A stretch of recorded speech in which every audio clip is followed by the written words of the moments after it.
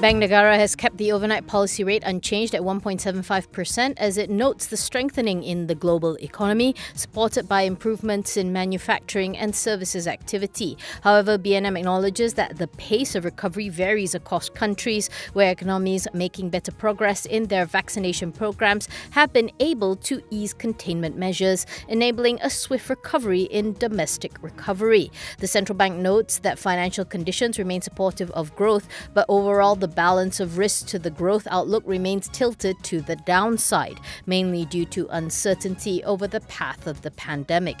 For Malaysia, BNM says the better-than-expected economic activity in the first quarter continued into April, as reflected by the latest indicators, particularly exports, retail spending and labour market conditions. The re-imposition of nationwide containment measures, however, will dampen growth momentum, with the degree of economic impact highly dependent on the stringency and duration of those measures. Despite that, continued allowances for essential economic sectors to operate, albeit at a reduced capacity, and higher adaptability to remote work, automation and digitalization will partly mitigate the impact from the restrictions. Going forward, BNM says the gradual relaxation of containment measures, alongside the rapid progress of the domestic vaccination program and continued strength in external demand, will provide support for growth recovery into 2022. As such, the Monetary Policy Committee considers the stance of monetary policy to be appropriate and accommodative at this time. Even so, BNM adds that the growth outlook still remains subject to significant downside risks, due mainly to factors that could lead to a delay in easing of containment measures or imposition of tighter containment measures, which could undermine growth recovery.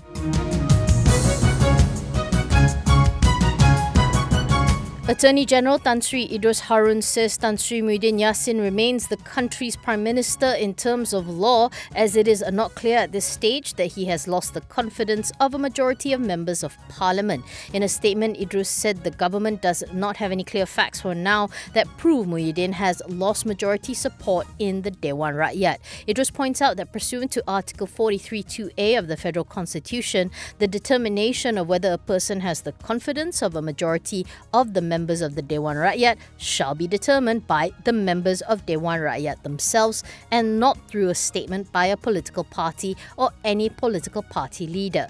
Idris was referring to the media statement made by UMNO President Datuk Sri Dr. Ahmad Zahid Hamidi late last night that UMNO, one of the component parties of the Pelican International ruling coalition, had decided to revoke the party's support with immediate effect. Ahmad Zahid called on Muhyiddin to step down to allow for the appointment of a temporary PM who will focus on the people's well-being. He added that UMNO does not support any effort in naming Datuk Sri Anwar Ibrahim as a candidate for PM, nor will it support any DAP Pakatan Harapan-led government. PAS, however, one of the other component parties of the PN ruling coalition, has expressed its unwavering support for Muhyiddin to remain as PM.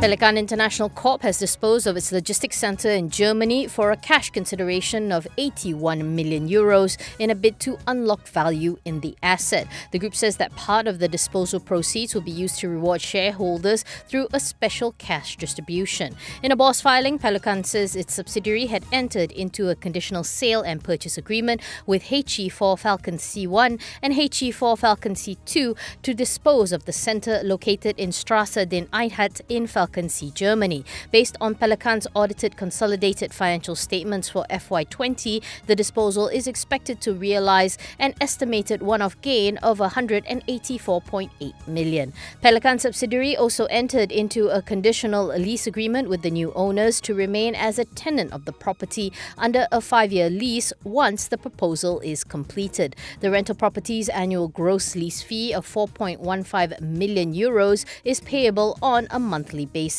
The sale is expected to be completed by the fourth quarter. Aside from the special dividend, 200 million will be used to repay borrowings, 161.9 million for working capital, while 24.6 million will go towards internal reorganization. The sale will lower Pelican's gearing ratio to 0.31 times from 0.86 times in FY20.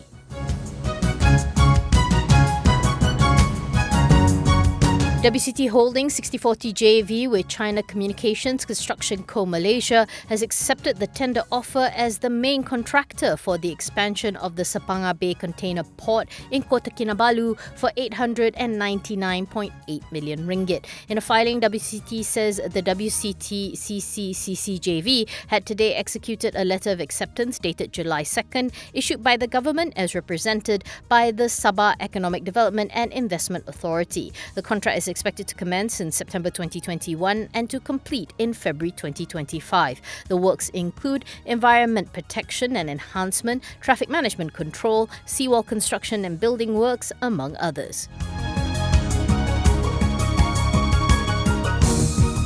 Digital Nasional said today that the financing of network equipment for the national 5G network will be sourced from foreign and domestic financial institutions. DNB also reiterates that there will be no government funding required for the rollout. Ericsson Malaysia has undertaken to arrange the financing as part of the agreement to supply, deliver and manage the entire 5G network.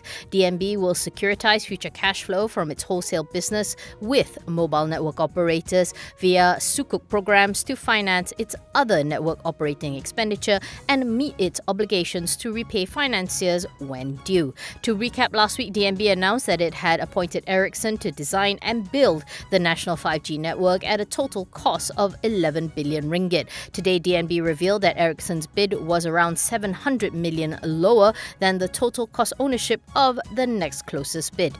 DNB, the government-owned SPV undertaking the 5G deployment nationwide, also reiterated that more than 60% of the spend on the network infrastructure will benefit Bumiputra interests in the telecommunications industry and contractors. Ericsson is also committed to contributing to Malaysia's knowledge economy as well as other socio-economic benefits estimated to be valued at 4 billion ringgit.